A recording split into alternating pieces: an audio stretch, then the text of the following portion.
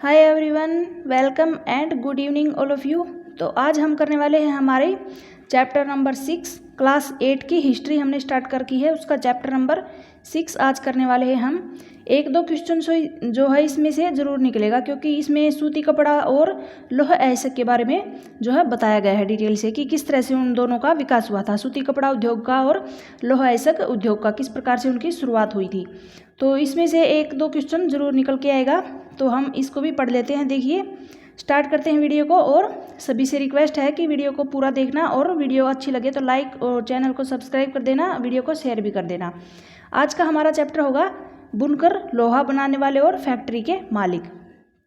यानी कि बुनकरों के बारे में, लोहा बनाने वाले फैक्ट्री के जो मालिक हैं उनके बारे में, इन सभी की चीज़ों के बारे में हम पढ़ेंगे। सबसे मेन फोकस होगा सूती वस्त्र के ऊपर और हमारा लौह अयस्क उद्योग के ऊपर। इन दोनों की जो है शुरुआत किस प्रकार से हुई थी। ये देखिए, ऊपर एक फ़ोटो दी गई है और इसमें क्या दिखाया है। 17वीं सदी में सूरत बंदरगाह पर व्यापारिक जहाज। भारत के पश्चिमी तट पर गुजरात स्थित सूरत हिंद महासागर के रास्ते होने वाले व्यापार के सबसे महत्वपूर्ण बंदरगाहों में से एक था, और डच और ब्रिटिश व्यापारी जहाज 17वीं शताब्दी की शुरुआत से ही इस बंदरगाह का इस्तेमाल करने लगे थे, और 18वीं सदी में इस बंदरगाह का महत्व गिरने लगा था। क्यों गिरने लगा था, इन चीज़ों के ऊपर हम आज पढ़ेंगे। इस अध्याय में हम कपड़ा और लौह इस्पात उद्योग, इन दोनों उद्योगों के विशेष अध्ययन करेंगे। ये अध्ययन करते हुए ब्रिटिश सरकार यानी कि ब्रिटिश शासन के अंतर्गत भारतीय कारीगरी और उद्योगों की दशा क्या थी। आधुनिक विश्व में औद्योगिक क्रांति की दृष्टि से ये दोनों ही उद्योग बहुत ही महत्वपूर्ण थे।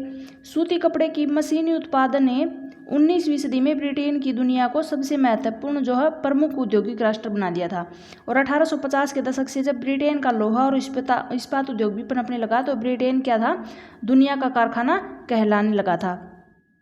दुनिया का कारखाना किस लिए कहलाया था, क्योंकि लोहा और इस्पात उद्योग भी पनपने लगा था साथ साथ सूती वस्त्र के साथ। देखिए, ब्रिटेन के औद्योगिकरण और भारत पर ब्रिटिश विजय के उपनिवेशीकरण में गहरा संबंध था। आप 2 चैप्टर में यानी कि सेकंड चैप्टर में देख चुके हैं कि ईस्ट इंडिया कंपनी के व्यापारिक हितों की रक्षा करने के लिए किस तरह भारतीय भूभागों पर कब्जे हुए थे, किस तरह व्यापार का ढांचा बदलता गया था। 18वीं सदी के आखिर में ईस्ट इंडिया कंपनी भारत से चीज़ें खरीदती थी और उन्हें इंग्लैंड और यूरोप में ले जाकर के बेच देती थी। इसी क्रय विक्रय से भारी जो है मुनाफा होता था उनको। जैसे जैसे ब्रिटेन का औद्योगिक उत्पादन बढ़ने लगा, वहाँ के उद्योगपति जो थे भारत को अपने विशाल उत्पादों के विशाल बाजार के रूप में देखने लगे थे, और इस तरह से ब्रिटेन से तैयार माल भारत के बाजार में आने लगा, और इससे भारतीय शिल्प और उद्योगों के ऊपर काफ़ी जो है किस तरह के असर पड़े थे, इसके बारे में हम पढ़ेंगे। सबसे पहले हम पढ़ेंगे सूती वस्त्र के बारे में और भारतीय कपड़ा और विश्व का बाजार। आइए पहले जो है कपड़े के उत्पादन पर नजर डालेंगे। बंगाल पर अंग्रेजों की विजय से पहले 1750 के आसपास भारत जो है पूरी दुनिया में कपड़ा उत्पादन के क्षेत्र में औरों से कोसों आगे था। भारतीय कपड़े लंबे समय से अपनी गुणवत्ता और बारीक कारीगरी के लिए दुनिया भर में मशहूर थे। दक्षिण पूर्वी एशिया, जावा, सुमात्रा, पेनांग तथा पश्चिमी एवं मध्य एशिया में इन कपड़ों का भारी व्यापार था। 16वीं शताब्दी से यूरोप की व्यापारिक कंपनियां यूरोप में बेचने के लिए भारतीय कपड़े खरीदने लगी थी, और इस फलते फूलते व्यापार और भारतीय बुनकरों की हुनर के आगे अंग्रेजी और जो है अन्य भाषाओं के बहुत सारे शब्दों में आज भी जिंदा है। ऐसे शब्दों के जड़ों को ढूंढना और उनका अर्थ जाना बहुत ही मज़ेदार है। जहाँ से इम्पोर्टेंट नहीं है वहाँ से हम जल्दी जल्दी कंप्लीट करेंगे। जैसे कि पटोला बुनाई सूरत, अहमदाबाद और पाटन में होती थी। पटोला बुनाई कहाँ होती थी, सूरत, अहमदाबाद और पाटन में। इंडोनेशिया में इस बुनाई का भारी बाजार था, और वहाँ ये स्थानीय परंपरा यानी कि बुनाई परंपरा का हिस्सा बन गई थी। शब्दों में इतिहास छिपा है। किस प्रकार से यूरोप के व्यापारियों ने भारत से आया बारीक सूती कपड़ा सबसे पहले मौजूदा इराक के मोसुल शहर में अब व्यापारियों के पास देखा था, और इसी आधार पर वे बारीक बुनाई वाले सभी कपड़ों को मसलिन यानी कि मलमल कहने लगे थे। जल्द ही ये शब्द खूब प्रचलित हो गया। कौन सा शब्द, मसलिन या फिर मलमल। मसालों की तलाश में जब पहली बार पुर्तगाली भारत आए, तो उन्होंने दक्षिणी भारत में केरल के तट पर कालीकट में डेरा डाल लिया था, और यहाँ से वे मसालों के साथ साथ सूती कपड़ा भी लेते चले गए थे। मसालों के साथ क्या ले गए थे, सूती कपड़ा। कालीकट से निकले शब्द को कैलिको शब्द जो आपसे पूछ सकता है, जो सूती कपड़े के लिए भी और जो सूती कपड़े के बाद में जो है एक कानून पारित किया था, उसको भी कैलिको अधिनियम कहा गया था। लेकिन यहाँ पर सबसे पहले क्या है, कालीकट से निकला था ये शब्द, इस कैलिको कहने लगे थे, और बाद में ये हर तरफ सूती कपड़े को कैलिको ही कहा जाने लगा था। सूती कपड़े को। ऐसे बहुत सारे शब्द हैं जो पश्चिमी बाजार में भारतीय कपड़ों की लोकप्रियता की कहानी सुनाते हैं। चित्र 3 में आप एक ऑर्डर बुक का जो है पन्ना देख सकते हैं, वो हमारे लिए इम्पोर्टेंट नहीं है। जैसे कि 1730 में ब्रिटिश ईस्ट इंडिया कंपनी ने कलकत्ता स्थित अपने जो है नुमाइंदों के पास भेजा था। वही के मुताबिक उस साल कपड़े के 5,89,000 थानों का ऑर्डर मिला था। थान बोलते हैं ना हम कपड़े का, इस तरह से थानों का ऑर्डर मिला था। यही जो है बही के पन्नों को पलटते हैं तो आपको पता चलेगा कि सूती और रेशमी कपड़े की 98 किस्मों का जिक्र किया गया है इसमें। और यूरोपीय व्यापारी इसे पीस गुड्स कहते हैं। क्या कहते हैं यूरोपीय व्यापारी? पीस गुड्स कहते थे, जो कि आमतौर पर 20 गज लंबा और 1 गज चौड़ा थान होता था। ये आपकी लंबाई चौड़ाई याद रखना, और इसे पीस गुड्स कहते थे यूरोपीय व्यापारी। ये देखिए, ये है यहाँ पर जो है फोटो दी गई है, इसमें इन सभी का चित्र दिया गया है 98 किस्म के सूती कपड़ों का। गौर से देखिए कि बही में किस तरह की एक चीज़ की कीमत लंदन में ही तय कर देती थी। ये सामान मंगाने के लिए कंपनी को 2 साल पहले ऑर्डर देना पड़ता था, क्योंकि ऑर्डर को भारत भेजने और बनवाने में जो है इतना समय लग जाता था 2 साल का। जब कपड़े के थान लंदन पहुँच जाते तो उनको नीलामी के जरिए बेच देते थे।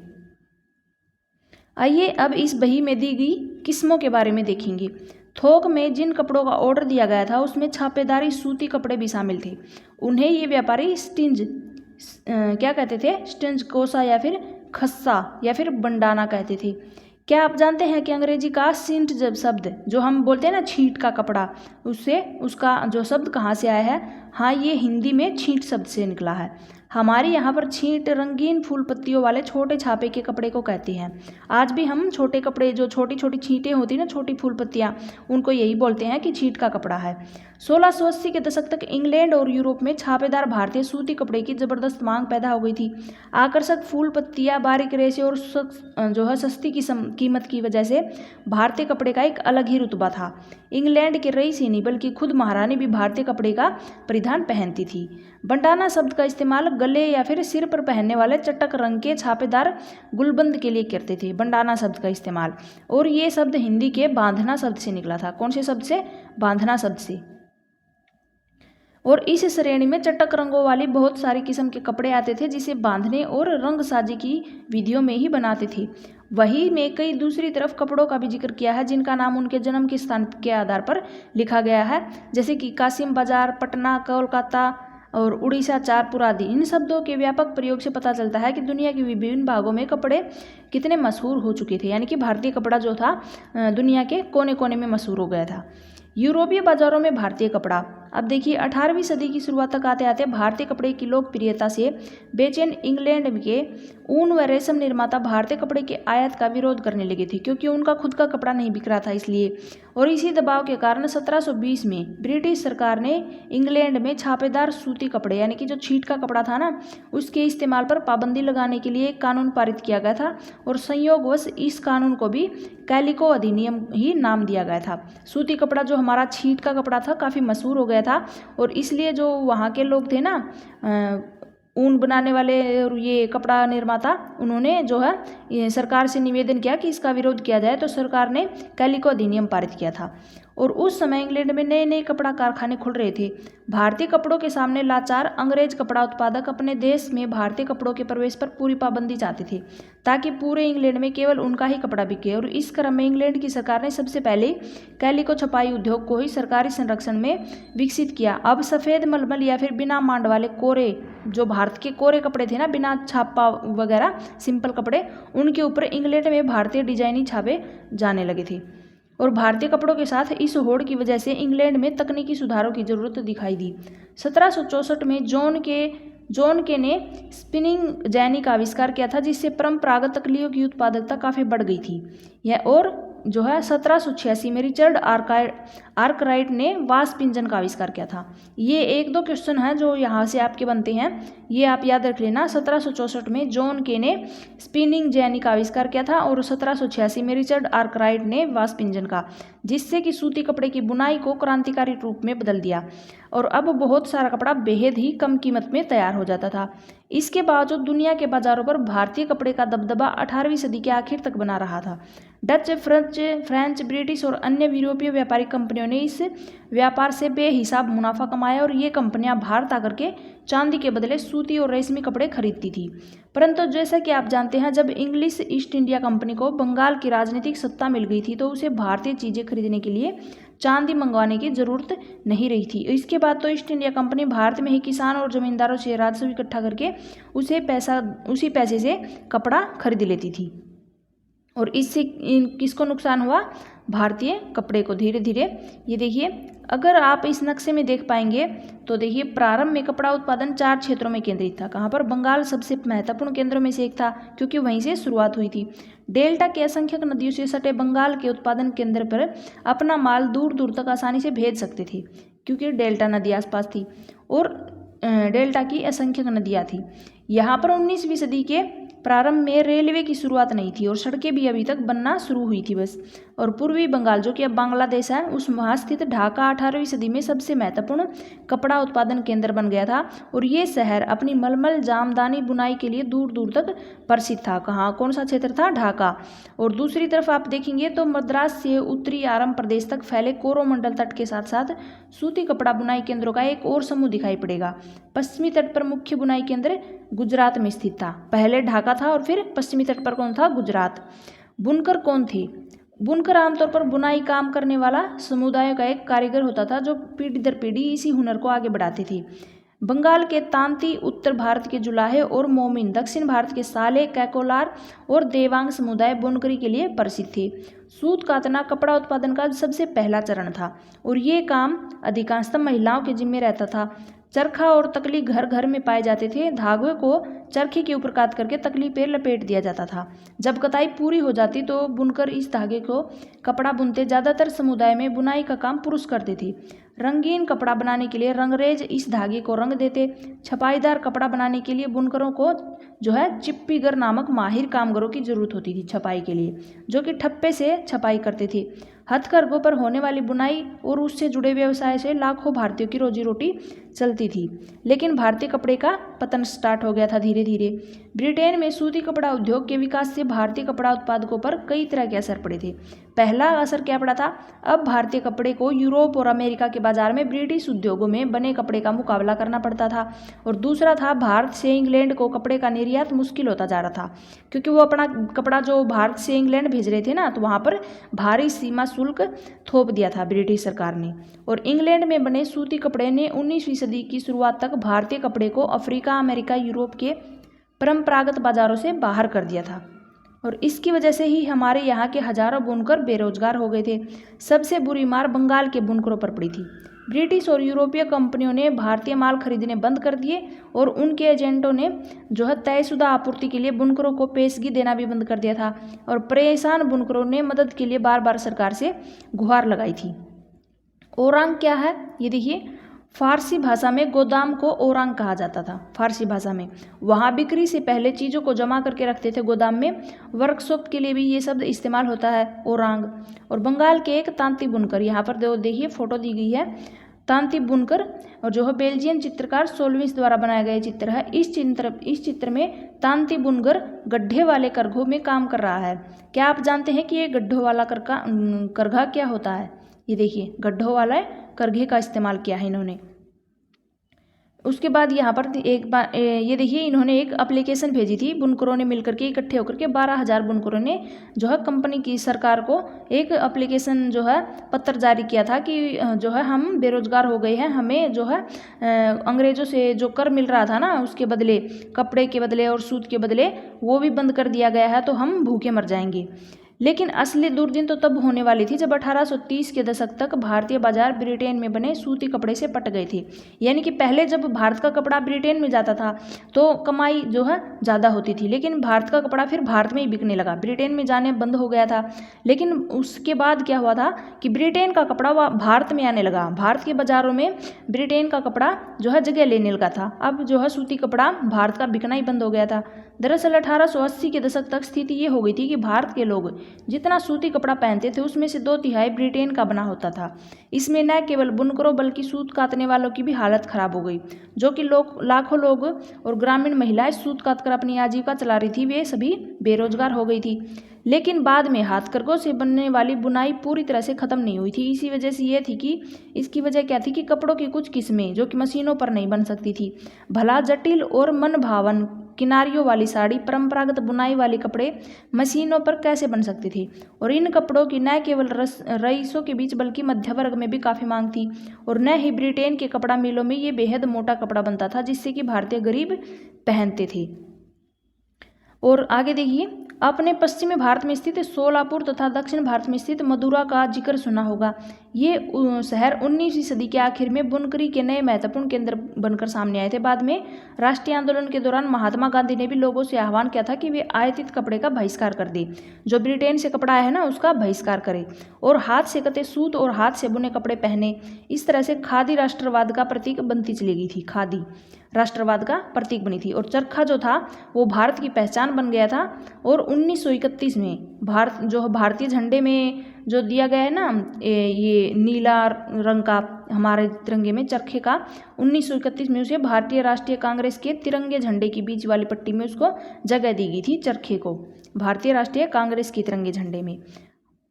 ये देखिए, आइए देखिए कि आजीविका के साधन गंवा चुके बुनकर और सूत काटने वालों को क्या हुआ था। उनमें से बहुत सारे तो खेतीहर मजदूर बन गए, कुछ काम की तलाश में शहरों में चले गए और बहुत से देश से बाहर अफ्रीका या फिर दक्षिण अमेरिका के बागानों में चले गए थे।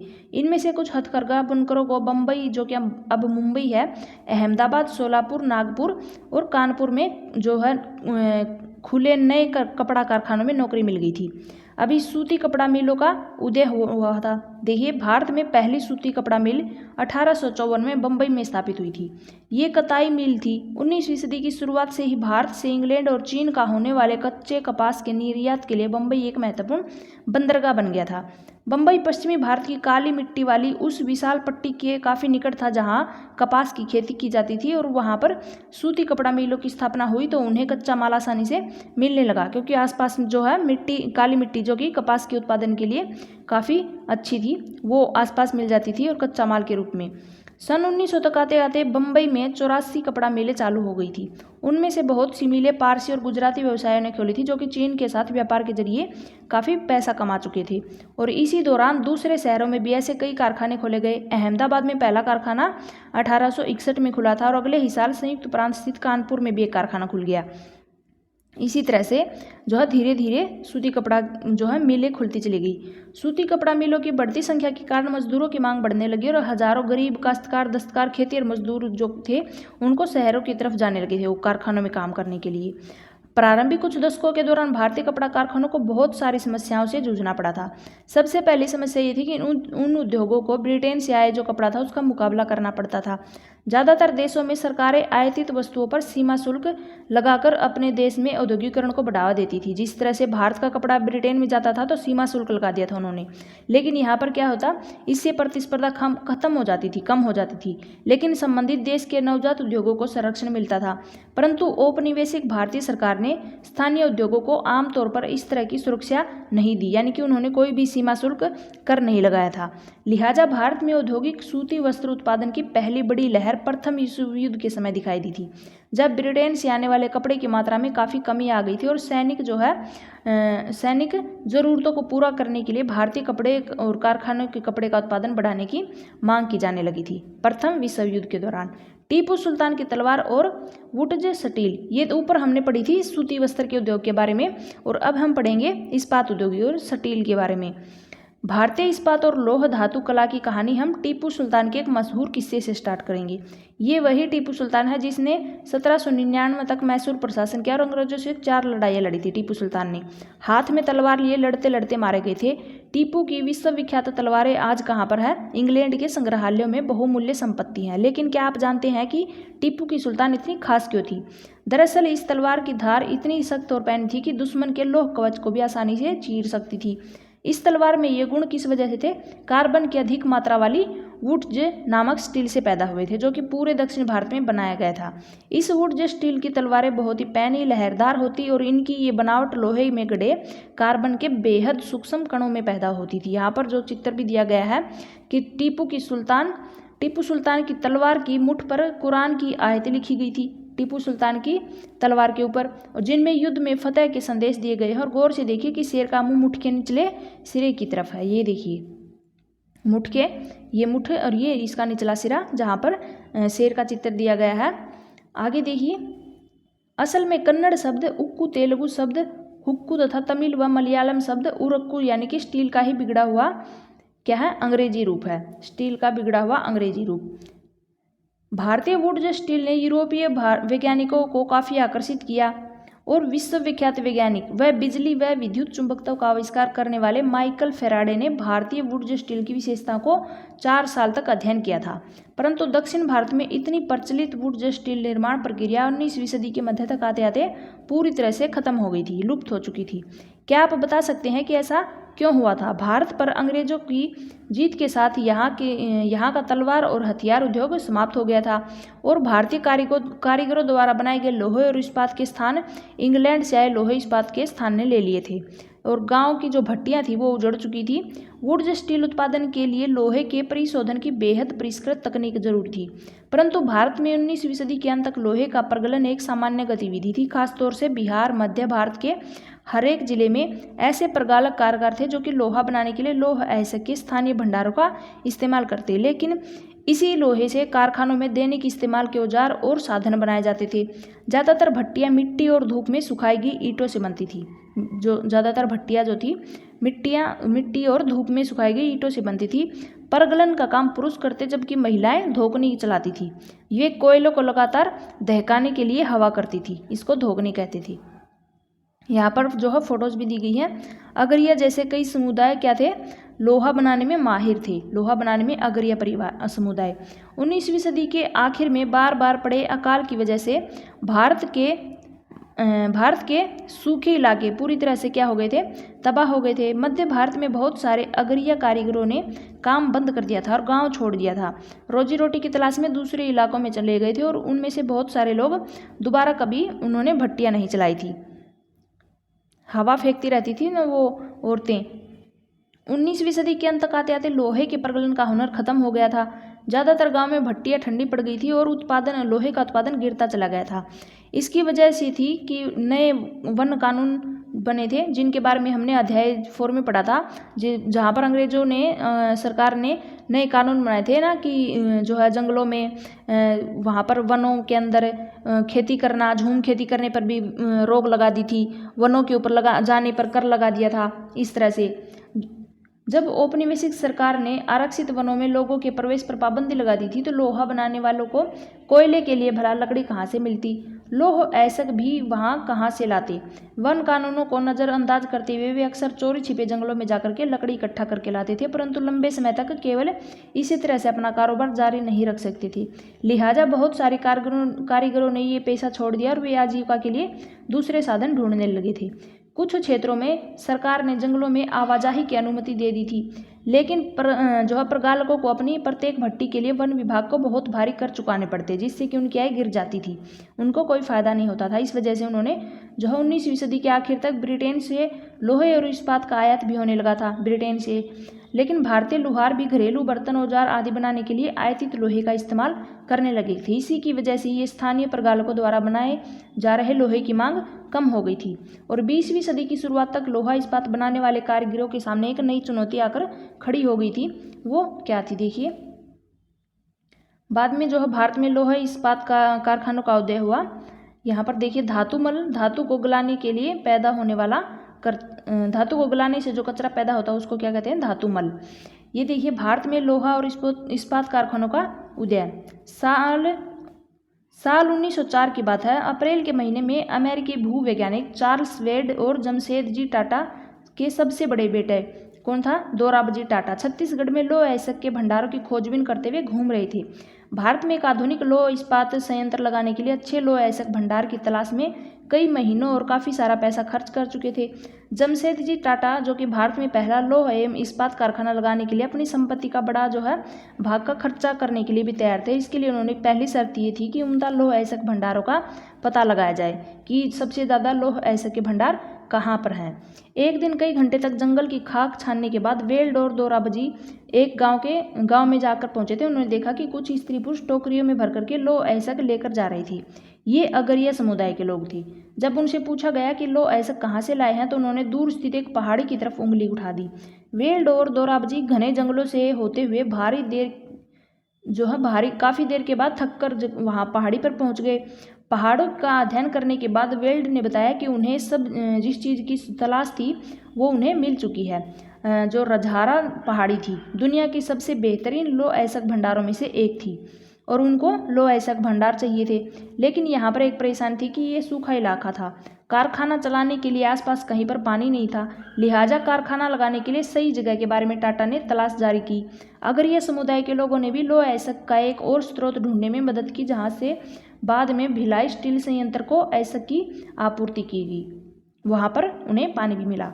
कुछ साल बाद स्वर्ण रेखा नदी के तट पर बहुत सारा जंगल साफ करके फैक्ट्री और एक औद्योगिक शहर बसाने के लिए जगह बनाई गई थी और इस शहर को जमशेदपुर का नाम दिया गया था। कहाँ पर? स्वर्ण रेखा नदी के तट पर। और इस स्थान पर लो ऐसक भंडारों के निकट पानी भी उपलब्ध था और जहाँ पर Tata iron and steel company जो कि टिस्को इसकी स्थापना हुई थी और 1912 में स्टील का उत्पादन शुरू हो गया था।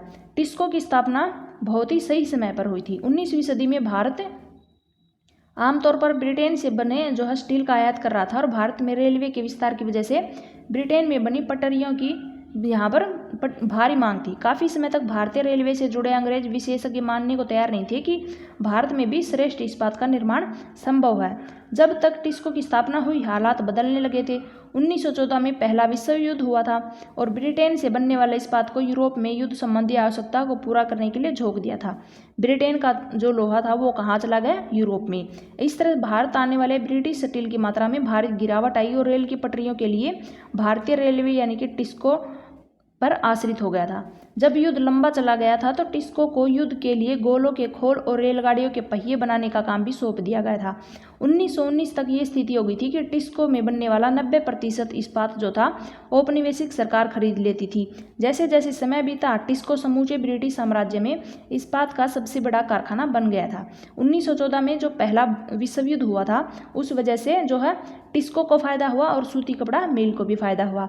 सूते कपड़े की तरह ही लोहे इस्पात के मामले में भी औद्योगिक विस्तार तभी शुरू हुआ था जब भारत में ब्रिटिश आयात गिरने लगा था, यानी कि ब्रिटिश का कपड़ा भी कम हो गया और लोहा भी कम हो गया था। इसी वजह से ब्रिटिश भारतीय कपड़े की और भारत में बने टिस्को में बने लोहे की भी काफ़ी मांग हो गई थी। औद्योगिक वस्तुओं की मांग में इजाफा होता है। ये बदलाव पहले विश्व युद्ध के दौरान और उसके बाद सामने आए थे। जैसे जैसे राष्ट्रीय आंदोलन विकसित हुए औद्योगिक वर्ग ताकतवर हो गया और सरकारी संरक्षण की मांग बुलंद होती गई, यानी कि सरकारों ने उनका लोहा इस्पात जो चीज़ें थी यूज करके देख ली तो उनकी मांगें बढ़ गई थी। भारत पर अपना नियंत्रण बनाए रखने के लिए संघर्षरत ब्रिटिश सरकार को औपनिवेशिक शासन के आखिरी दशकों में इनसे बहुत सारी मांगें उनकी माननी पड़ी थी।